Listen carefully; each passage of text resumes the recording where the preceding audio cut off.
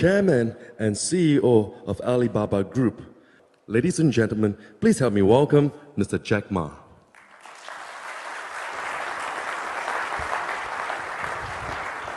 Thank you. Yeah. Thank you very much, dear Minister. Ladies and gentlemen, after 3 days, in-house meetings and also fly all the way here, I did not feel quite well today. But when I see the entrepreneurs, when I came to the SMEs, I always feel excited. Because when I join the SME conference, I see from the eyes, the dreams, the passion, the hope. But when I join the Fortune 500 conference among the CEOs, I see the numbers, I see the revenues, I see the KPIs, I see the bloody competition. But among the SMEs, you see, I have a dream, I want to do something. And that happens all the time. And that makes me excited all the time.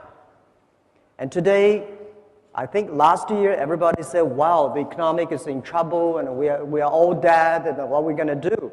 And today, everybody seems to be happy. See, the economy come back. Is it really economic comeback?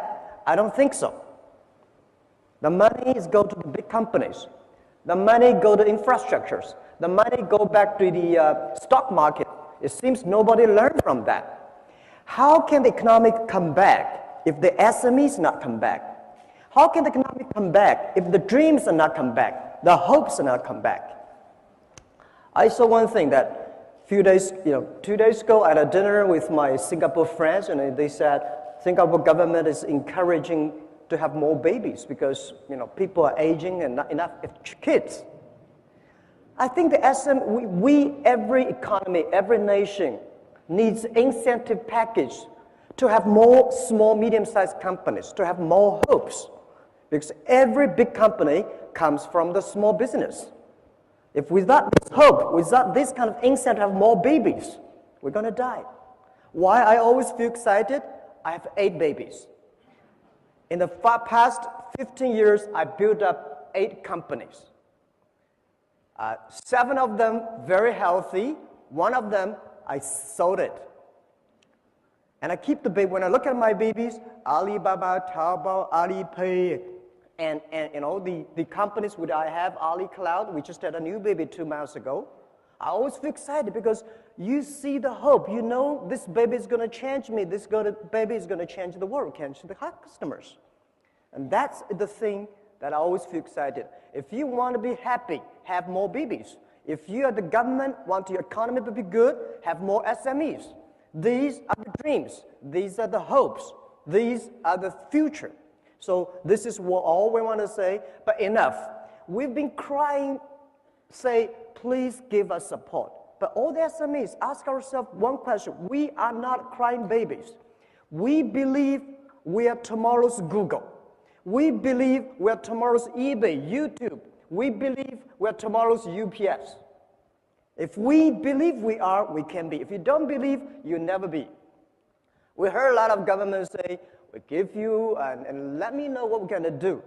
Let me know what we can help the SMEs. We heard a lot of banks say, well, we've been giving loans to a lot of SMEs. I heard some banks say, well, one of the bank presidents said, well, we give like 200 billion or $1 million to the SMEs. I said, what's the size of the loan you give? $20 million. How can you say the 20 million? As the research I got from Alibaba Group, Alibaba status, 87% of the SMEs, what they need is, the fund is below $60,000 but they are giving loans to $20 million to some big companies, They are not SMEs, they are not the hopes. But I think all the SMEs say, nobody can help you. My 8 companies, I would say nobody help us. Only we can help ourselves. Don't rely on the government, don't rely on the banks, forget about that. Rely on your friends, rely on relatives, rely on the small dreams, and always keep that thing in mind. Because I've been trying very hard to get loans from banks. Always trouble. But in the past 10 years, I even did not borrow 1 cent from banks my kids grow up. I don't know why. And the banks always say, well, because we don't have enough information from the SMEs. Tell me, any Fortune 500, any big bank CEOs or president go to the SME summit? No, they go to the CEO summit. Right? How could you get information if you do not go there, listen to them, talk to them, share experience with them to see what they need is only $50,000 instead of $20 million? How can you get enough information? So I think, well, Tenda, we discussed yesterday, say banks are banks. They always have to control the risk. Right. So government, banks, let's think about something new financial structure that can really help those millions of small companies that need $50,000. What is the right structure? What is the right organization to support them? That's the thing we should think about. So the other thing I want to share with you here is always, I believe, that small is beautiful. And this financial crisis, it gives a lot of, it's a disaster to big companies. This war in 21st century, I think in last century, it's big is better. You have a big, factory, big amount, and everything's big, is good. This century, in the 21st century, I always believe small is beautiful because it's not how fast your machine is. It's not how many equipments you have. It is how quickly you can change yourself to meet the market. Because the information time, internet, technology make a difference. So the world IT in the last century is designed for manufacture. And this century, IT is designed to help the consumers. So I think this is a disaster for big companies, century disaster for big companies, but it is a great opportunity for small business. For this financial crisis, we see a lot of big companies we never thought they would die. AIG, to me, it's like empire. How could that happen, right? All the the big car companies which we respect, we always want to be there. But today, they all died. And let's look at the SMEs. We still feel painful, but we are happy in our heart because we still survive. And we heard so many stories about big companies giving trouble. And I see the society, the government paid too much attention to these big troublemakers. They are the troublemakers. And we give them enough support. Let them die. It's the time for them to die because they make troubles.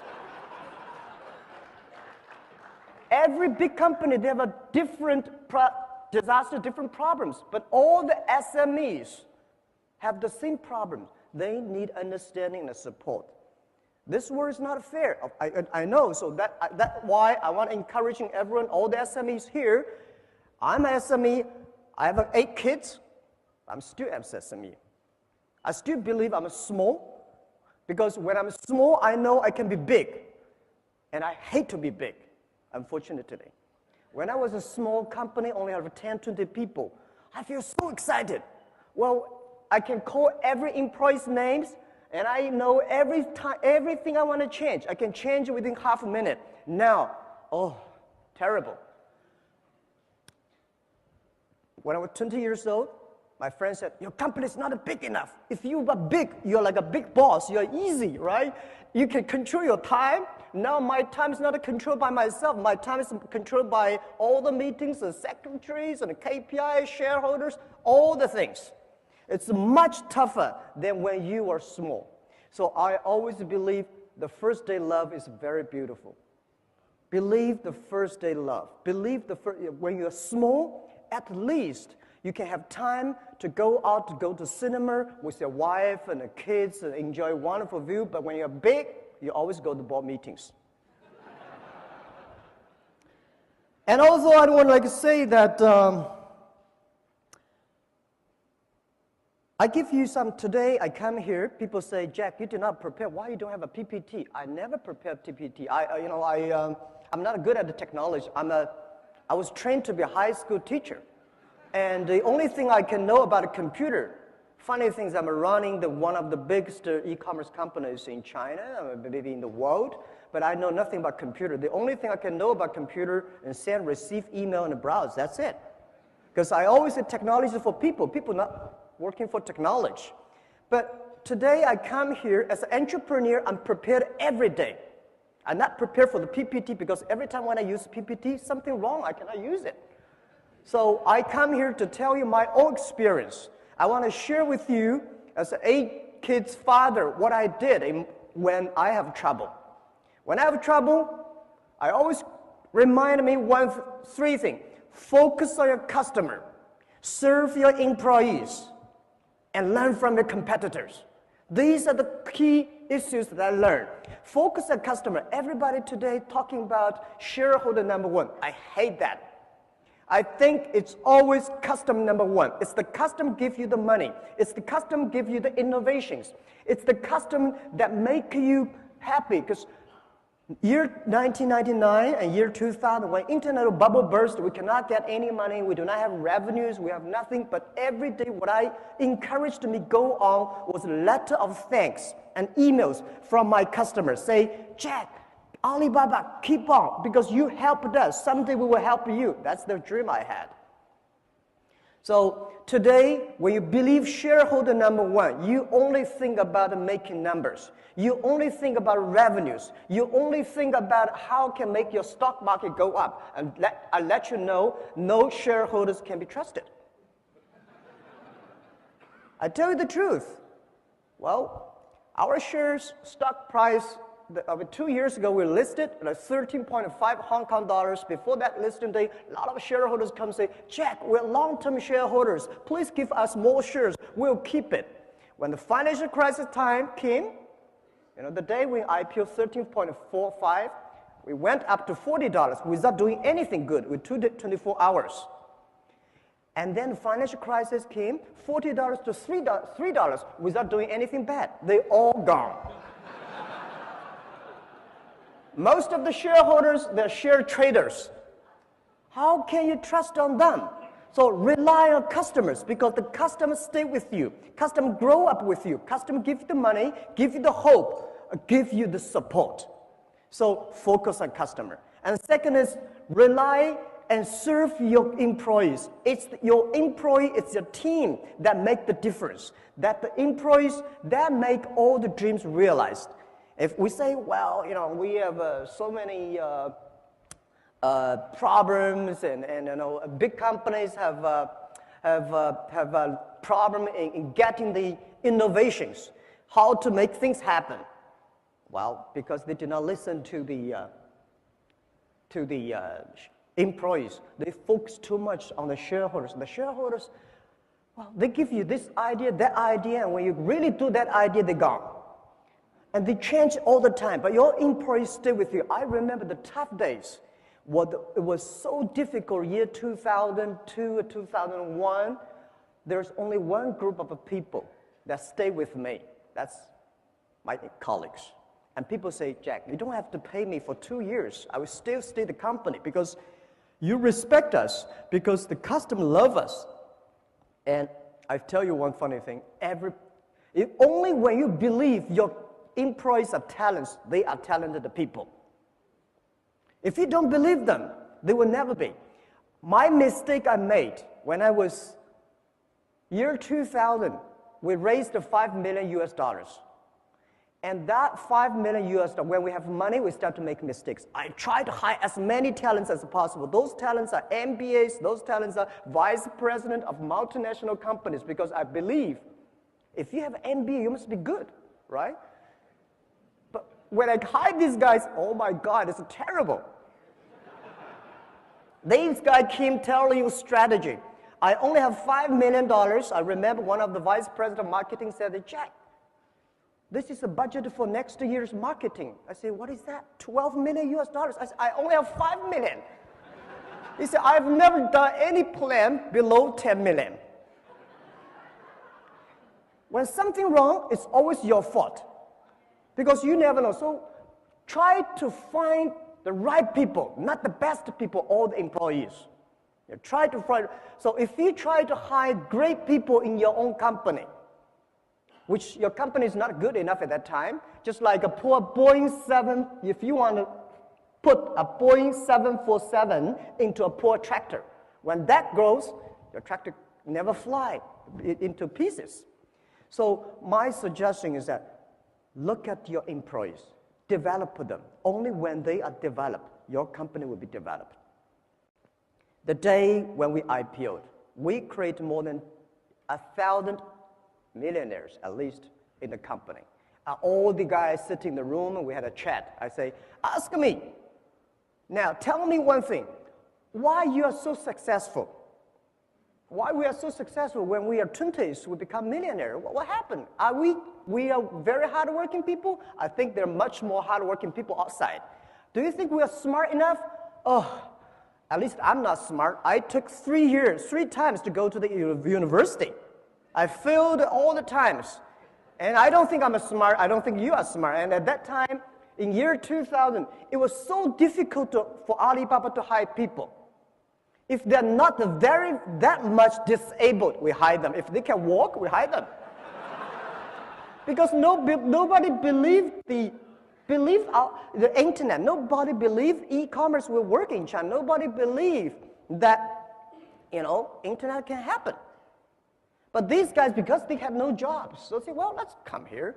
So they joined the company, and then those MBAs, those people with great, background, they were a lot of headhunting company. They moved out. They started their own business. Now, today, they all fail. Those guys, nobody headhunting them. Those guys never sort of have the dreams to build up their own company, stay in the company. After 5 years, we all succeed. Why? We keep our dreams. We believe it. No matter how big your dream is, make small, tiny steps ahead and grow with them, grow with the company. So my mistake, year 2001, I told my 18 founders, I said, you guys can only be team manager. All the VPs I will hire from outside. Now, 10 years passed. All the wonderful people I had outside, 100% gone. And those, which I think, how could you be successful? They all become VPs and directors. They are all powerful because they believe they can. So I want to tell everybody here, we are small, but care your employees. These are the people. They have families, they have dreams. They come here not only for the jobs, they come here with a dream to share with you. And the third thing is learn from your competitors. Don't hate your competitors. Big companies hate competitors. I love my competitors. Without competitors, we will never grow that much fast. Year 2003, when we start, Taobao is a C2C auction model. eBay, my competitor at that time, is $80 billion market cap. We, small, tiny, but we start to compete. It's a lot of fun to compete with big guys. If I start to have a boxing with Mike Tyson, I'm honored, If you have a chance to compete with somebody, if it is a great competitor, you learned. We learn from our competitors. We respect them. Everything they move, you grow. And the other thing I want to share with you is that competitors are the best laboratory for you. Because competitors study you. Any innovative ideas they come, you learn that. Don't copy them, learn from them. So I love my competitors. Every time when I look at them, I always admire. But in China, people say, Jack, you're so crazy. Because 4 years ago, I said, when I look at my telescope, I never see my competitors. And people say, how could you be that 狂妄, And I say, no, I'm looking for examples, models. Why should I looking for competitors? Competitors are everywhere. And when you compete, having fun, the most interesting part of the business is competition. To make your competitors angry, to make your competitors jumping around, that's the skill you should have.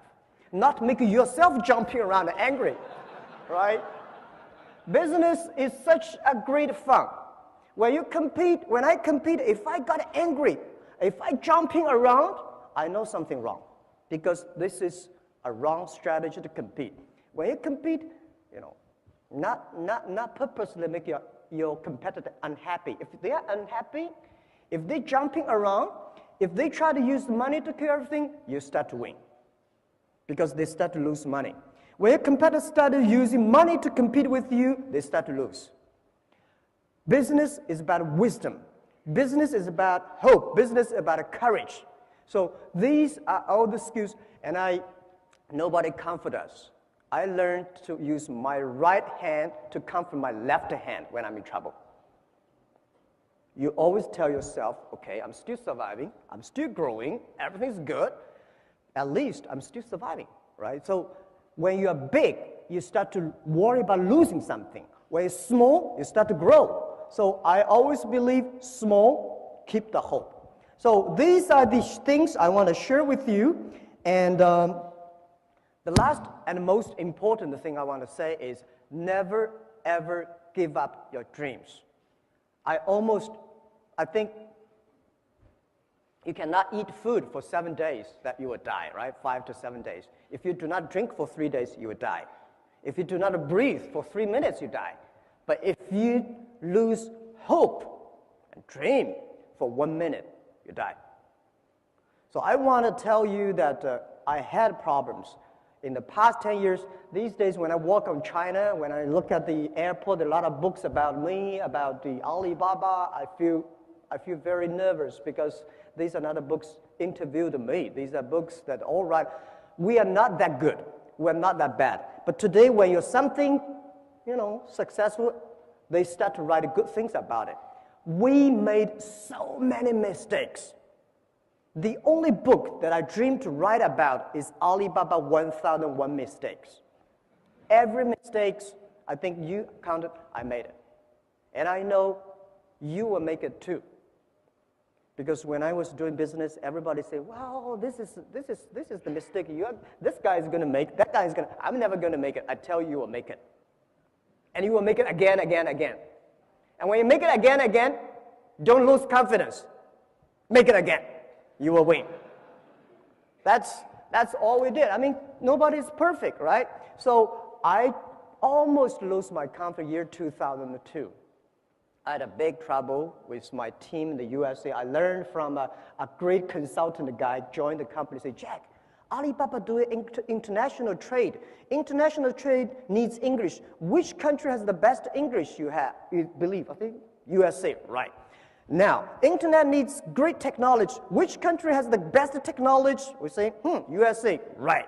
And we're in Silicon Valley, so we move our Alibaba.com to Silicon Valley. And when I arrived in Silicon Valley, we suddenly realized something wrong. We hired people from Miami, from New York, and from all the where. They all came to our Silicon Valley.